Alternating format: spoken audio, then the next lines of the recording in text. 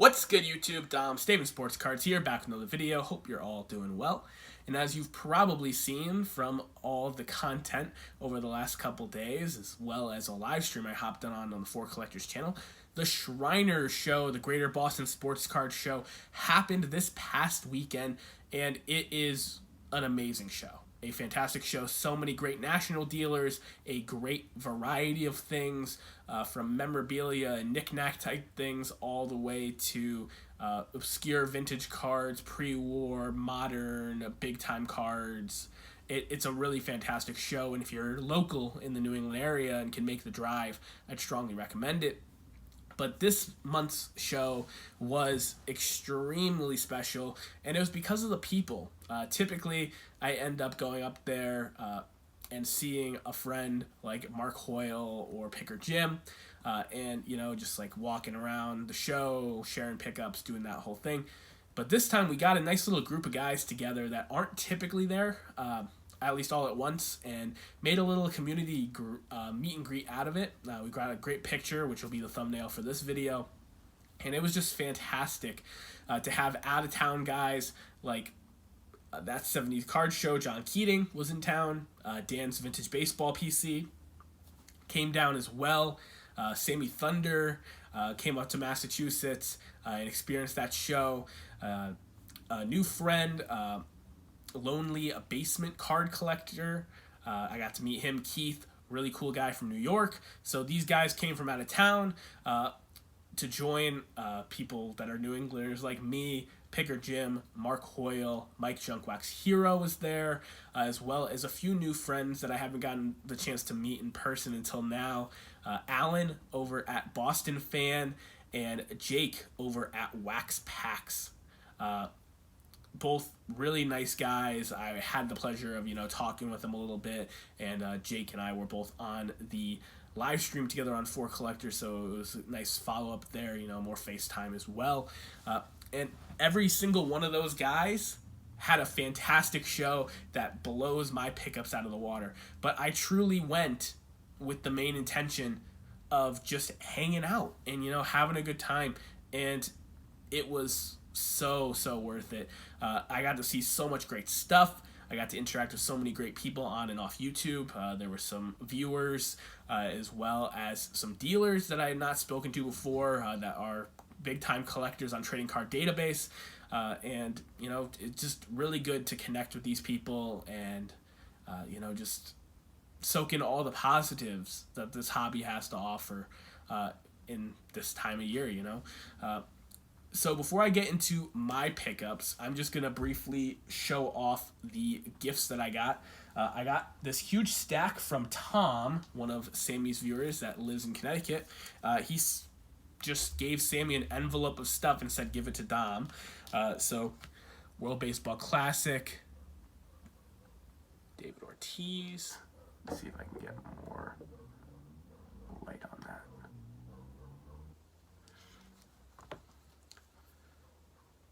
Triple Threads, number to 149. Daisuke Matsuzaka, World Baseball Classic. Yaz, 3,000 hits. 81 Donruss Yaz. 81 Topps Yaz. 87 Topps Roger Clemens. 68 Topps Yaz. And a New Age Performers David Ortiz.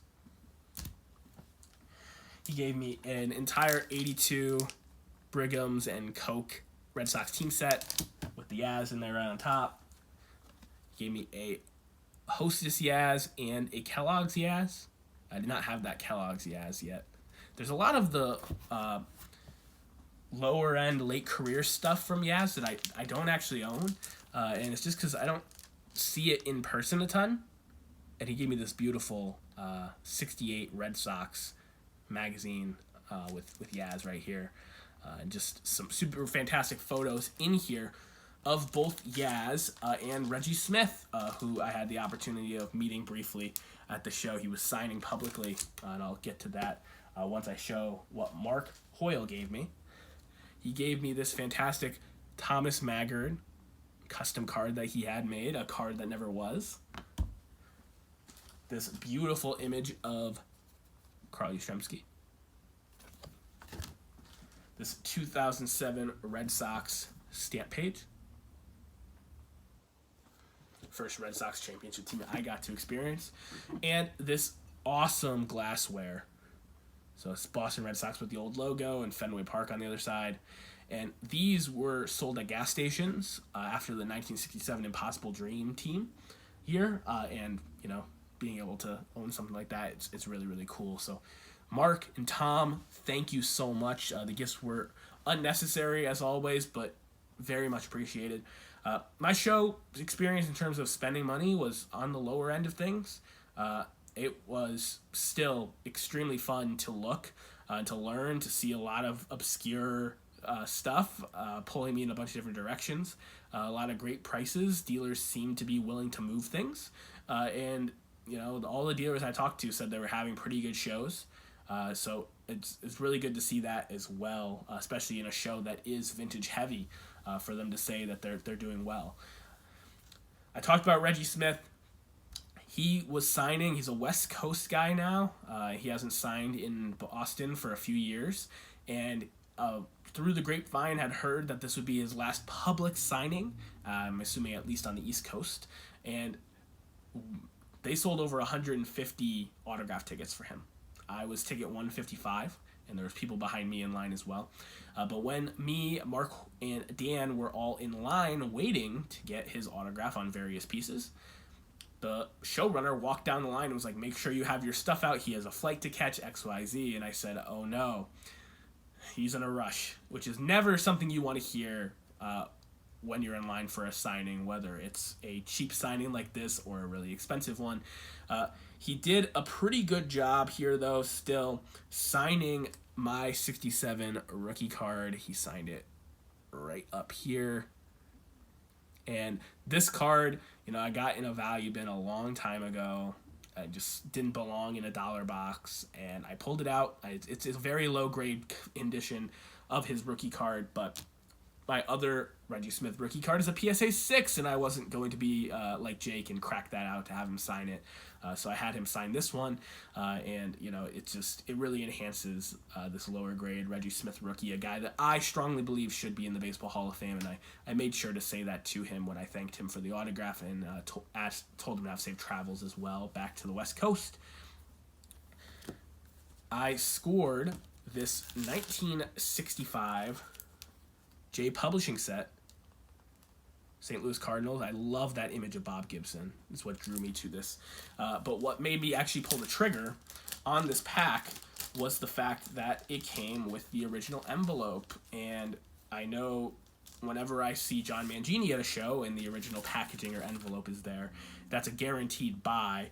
But I personally have become a really good fan of these J Publishing photos, and I had the plastic bag ones, but I had not had one of these yet, and with the Cardinals being my National League team, getting this, it's really, really awesome. These original envelopes are super, super delicate, but super, super cool. I'm going to get a special top loader for it, and, you know, Bob Gibson is definitely the photo in this pack, but Ken Boyer, who just made the Classic Era Committee ballot, who I believe should be in the Hall of Fame. Hall of Famer Red Schoendienst was the manager of the 65 Cardinals.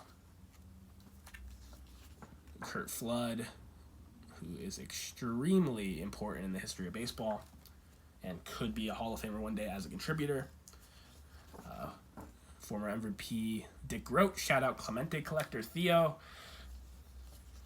Bill White, who almost made it on the latest managerial and contributor Era Committee. Tim McCarver, Cardinals legend, famous announcer, and a bunch of other commons there. These were 12 photo cards per pack, and, you know, there's just really hard to discern what year they were printed in, but the guys that I was talking to that were selling, the guy who was selling them, his friend is actually at the #1 J Publishing collector and has contributed a lot of the photos and information to Trading Card Database over the years.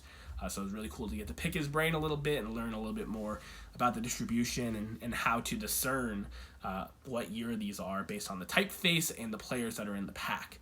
So that's just really, really cool to, gain that knowledge and interact with these people. We always talk about the greatest collections and hobby minds aren't on YouTube, and these two gentlemen were strong reasons in that opinion. So really great getting to talk to them, and I hope to interact with them in future shows and virtually now through Trading Card Database. From that same dealer, David, I picked up another Milk Dud box. I love these. This is Ernie Banks. He had a fantastic price on this already, and I was tempted, but at the same time, there was a lot of great stuff at the show, and I was like, do I really want to get another Milk Dud box right now, or do I want to go in another direction? But then when I saw that Bob Gibson pack with the envelope, I was just like, let me bundle these two together and see what he came back at me with, and I just could not say no. Really thrilled to add another Milk Dud box to the collection. They're really, really fantastic, and some of my favorite pieces in the hobby. I was at the end of my funds, and I decided to head back to a guy who was selling majority McFarlane figures. Now, those of you that are not familiar with McFarlanes, they were made over many years in the 2000s, and I grew up having a lot of them, and they reminded me a ton of the video game versions of these players that I played all these different baseball games, MVP Baseball, 2K Baseball, Slugfest, etc. And they were a lot more detailed than starting lineups. A lot of great players, great uniforms, there's variations. They're very, very collectible, and I have a nice little PC of them on the side. I don't pick them up very often because typically the ones that you find online, you have to pay between tax and shipping another $15, $20, and that's just not worth it for me. But when I see them in person, I try to work out deals for ones that are priced fairly, and this guy had so many of them. Like, I could have spent all my money at his table and just walked out of there with McFarlane's, but there was just too much great vintage in the room for me to do that, so I decided to, get a lay of the land, make some pickups first, and then take what I had left over from my budget for the show and, go spend the rest over there with him. And he had some fantastic ones. I was able to get an Albert Pujols. There he is crouching at first base.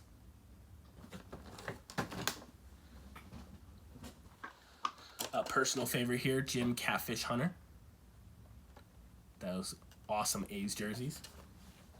And the big one I got from him, being at the show with Sammy, finally got a Willie Mays McFarlane. Super stoked to add all of these. And I was happy. I'd walked the show floor with my friends. I'd picked up some great stuff that I love. McFarlane's Milk Dud box, J Publishing. Got to meet Reggie Smith. It was a 15 out of 10 show for me. I was all tapped out. And, I decided I'm all out of money. Let me just walk around with who's left. And, Sammy was one of the last guys still at the show. So I decided to walk around with Sammy and, give him a second opinion on whatever he was looking at and just, walk with him. And we ended up back at the dealer's table that I had bought the Milk Dud and J Publishing pack from. And he had put this pack out of the 1978 Coke Brave set for $5. Great price. I didn't have any money left.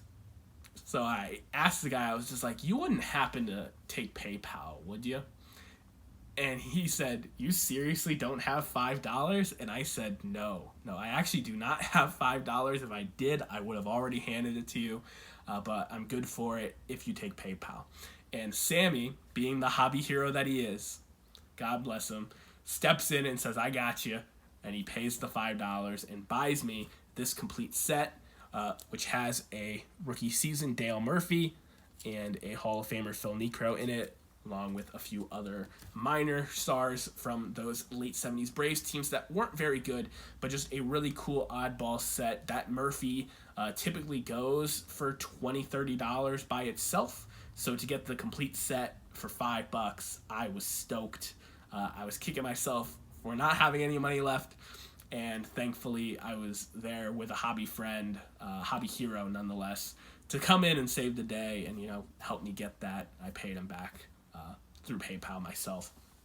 But that is my Shriners recap. I hope those of you that weren't able to attend the show or plan to attend the show in the future were able to live vicariously through all the coverage. It was great, from the bigger channels to the smaller channels here that, all gave us our perspective and showed our pickups and, some footage of the show floor and all those great things. It's a really fantastic show. Definitely one of the best ones in New England, and if you have the opportunity to go to it, I'd strongly recommend it. And if you're a YouTube person, definitely hit me up, hit Picker Jim up, the local guys around here, and we can get together and plan to go the same day. It's a really fantastic thing when so many guys like that can get together for a show. I know from going to the National that, card shows are just better when you experience them with your friends, and, the more the merrier. So I hope you guys enjoyed this. I hope you guys went out there and voted today, and, have a fantastic rest of your week. I'll be back at you guys in the next video. Peace.